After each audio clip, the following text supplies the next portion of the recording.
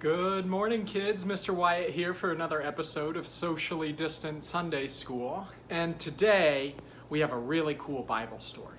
It's about the time that Jesus walked on the water. And not only did Jesus walk on the water that day in this story, Jesus was walking out on the ocean, and his disciples were in a boat on the ocean. And they looked out and saw Jesus. And then Jesus' disciple, Peter, said to Jesus, "Can I walk on the water with you?" So Jesus said to Peter, "Come on out onto the water with me." That sounds crazy, right? Of course Jesus could do it, but then Jesus told Peter to do it too, and Jesus called Peter out onto the water. So then Peter stepped out onto the water, and he walked on the water too, like Jesus did. Isn't that crazy? So that gives me an idea.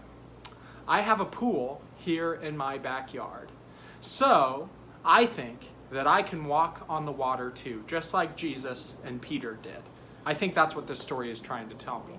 So let's give it a shot. I'm not even going to change my clothes. That's how confident I am that I'm going to walk across the water. Let's see it. Here it goes. Ready?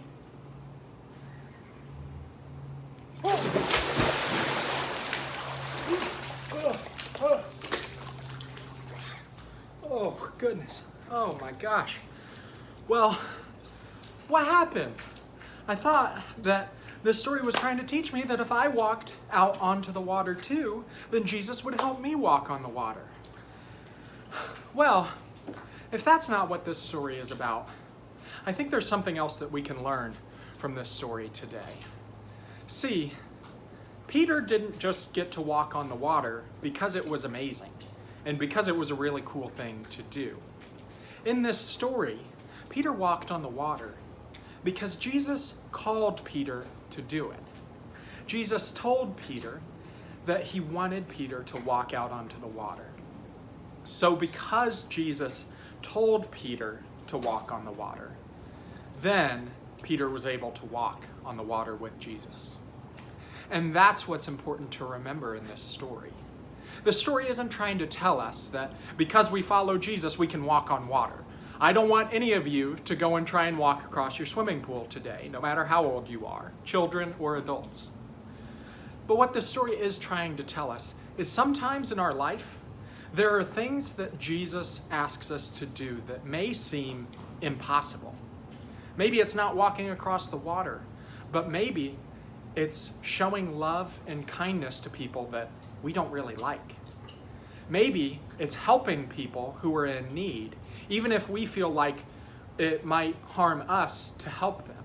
Giving money to homeless people or giving to organizations that help people who are in need. Sometimes it's forgiving people who have hurt us. Or sometimes it's trying to see the best in people instead of just seeing the worst about people. See, those things can be just as impossible as walking across water. It may seem like that in our lives at least. But Jesus calls us to do those things. And this story is meant to teach us that those things that may seem impossible in our lives, like showing forgiveness or love to people that we may not want to, or giving to people at times where we may not feel like it, those things seem impossible too. But Jesus calls us to do it. And just like Peter, we need to be faithful. And we need to trust that God will help us do those things that God calls us to do. It may not be walking across water, but sometimes God asks us to do things in our lives that may be just as hard as walking across water. And we'd rather stay in our safe place and take care of ourselves and only think about ourselves, just like Peter might have wanted to stay in the boat instead of stepping out on the water. But because Jesus called Peter to do it, then Peter was able to step out in faith onto that water that seemed impossible to walk on, and Jesus helped him. And whenever we take a step of faith and do those things that Jesus calls us to do that may seem really hard, we can trust that God will make those things that seem impossible be possible.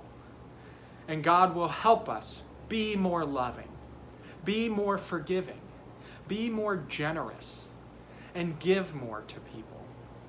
And God will help us do those things that seem impossible in our lives.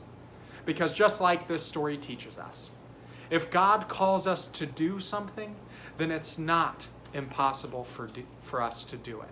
Because God will help us. All right, make sure not to walk across your swimming pool today, but make sure that you listen to hear what God may be asking you to do to help others, to show more love and grace. And I can't wait to see you all at Socially Distanced Sunday School again next week. Bye.